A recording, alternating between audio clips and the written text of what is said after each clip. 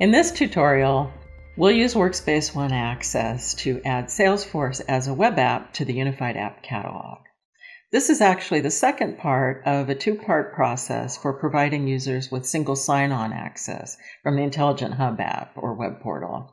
In the preceding video, we did the first part, which was to create a Salesforce test environment and configure Workspace ONE Access as the third-party identity provider in Salesforce. Okay, so you already have a Salesforce test environment and have downloaded the Salesforce metadata XML file. We're also going to assume that you already have a Workspace ONE Access tenant with administrator access, and that you have the Workspace ONE Access connector installed and synced with your directory service. If not, you can follow the two videos about this in the evaluation guide for Workspace ONE setup. Begin by logging into Workspace ONE Access. Click the user icon to navigate to the Workspace ONE Access console. Click Resources, Web Apps, New. Because the Cloud Application Catalog contains commonly used enterprise web applications, we can search for Salesforce and select it. Lots of fields are then automatically populated. We're not going to select a category for the app right now, but if you want, you can click the drop-down list and select the recommended category. Or you could go create new categories on the main Resources Web Apps page. Scroll down and click Next. On the single sign-on configuration page, click URL XML. To have something to paste into that box, go into your file system and find and open that metadata XML file that you downloaded from Salesforce, as described in the aforementioned first video in the series. Open that XML file with a text editor and then select All and copy all the text in the file. Then you can go back to the Workspace ONE Access wizard and paste the text into the text box. Scroll down and click Next. For this exercise, we'll use the default access policy, but more on that later. Click Next, and then click Save and Assign. On the Assign page, type in all users. For the deployment type, select Automatic. If you leave it set to User Activated, then users have to go through an approval process before they can use the application. Click Save. That was successful. Now there's one more thing we need to tweak, so we'll select the application and click Edit. Click Next to go to the configuration page.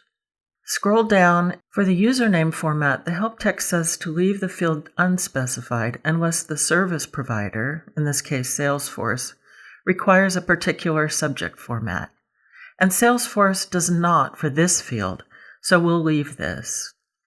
But the username value field is very important, and it does require a different value than the default. Salesforce is going to be looking for an email address, so change this setting to user.email. Click Next, and click Next again. Looks good. And click Save. Now we'll test it out. Open a new incognito window and log into the Workspace ONE Access as the test user that you configured in Salesforce, as described in that preceding video. Select the test user's domain, click Next, and enter the test user's username. Just the username because the domain is already selected, and the password. And click Sign In. Salesforce appears in the app catalog. Click the icon, fingers crossed. And it worked. Okay, since we have a little more time, I wanted to show you something about the access policies you can create. Go to Resources Policy. You can create your own policies, but for now we'll just take a look inside the default policy. Select it and click Edit. The policy applies to one application right now, and that is Salesforce. Click Next. This table lists the rules that are currently defined. It has one rule for the device type called web browser, and another rule for the Workspace ONE app or hub app. And all network ranges are allowed. Now you could also click to add another rule for a specific device type. There are many possible device types. Then for the authentication method, we are using password cloud deployment. You can also add a second method, for example, if you want to also have two-factor authentication. We don't see it in the drop-down list here, though, because I haven't enabled it yet. You can also add a fallback method. Okay, we're going to cancel out of this. If you want to add to the list of possible authentication methods, go to Integrations, Authentication Methods, and then select the radio button for the method and click Configure.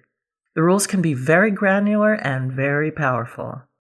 For more Workspace ONE technical resources, be sure to visit techzone.omnissa.com.